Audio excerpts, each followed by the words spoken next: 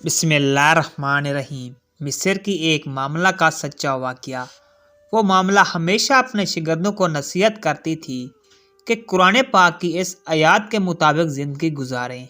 तर्जमा: ऐ परवरदिगार, मैंने तेरी तरफ आने में जल्दी की ताकि तू खुश हो।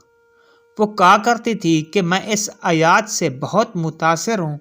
जब भी अजान की आवाज़ सुनती हूँ और अगर मैं किसी भी काम में मसरूफ़ हूँ, मैं अपने आप को ये आयत याद दिलाती हूँ और सब कुछ छोड़कर नमाज अदा करने खड़ी हो जाती हूँ।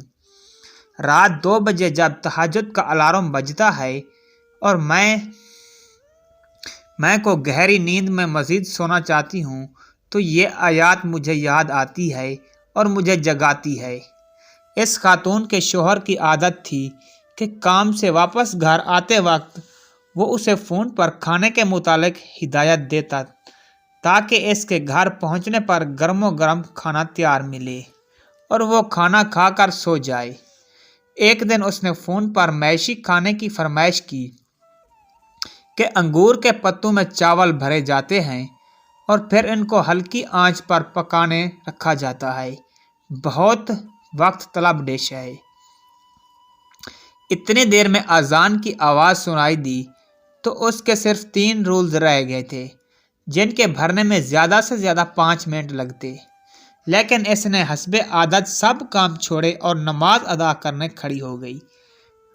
इस खातून का शौहर उसे बार बार फ़ोन करता रहा, लेकिन कोई जवाब वसूल ना हुआ। जब वो घर पहुंचा तो उसने देखा कि इसकी बीवी सजदे में है और खाना अभी तक तैयार नहीं है।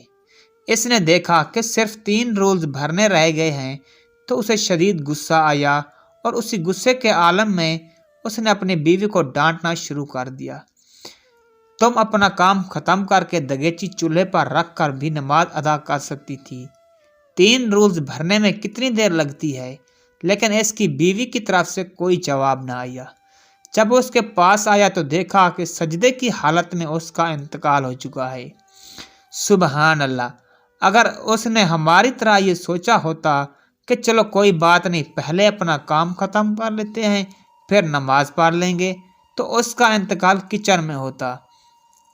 लेकिन एक शख्स का इंतकाल इसी हालत में होता है जिस पर वो सारी ज़िंदगी गुजारता है और उसी हालत में वो दोबारा उठाया जाएगा।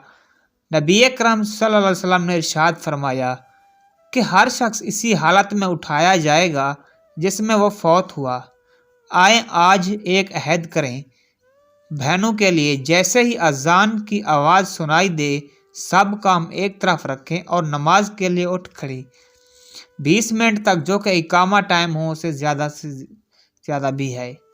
नबी अकरम सल्लल्लाहु अलैहि वसल्लम ने किसी से पूछा कि अल्लाह ताला के नज़दीक सबसे महबूब अमल क्या है? उन्होंने जवाब दिया, नमाज को इसके औलीन वक्त में अदा करना। भाइयों के लिए, जैसे ही आप अजान की आवाज़ सुने फ़ौरन वज़ू करें और मस्जिद में चले जाएं। अपने आप को ये आयत बार बार याद दिलाती रहे।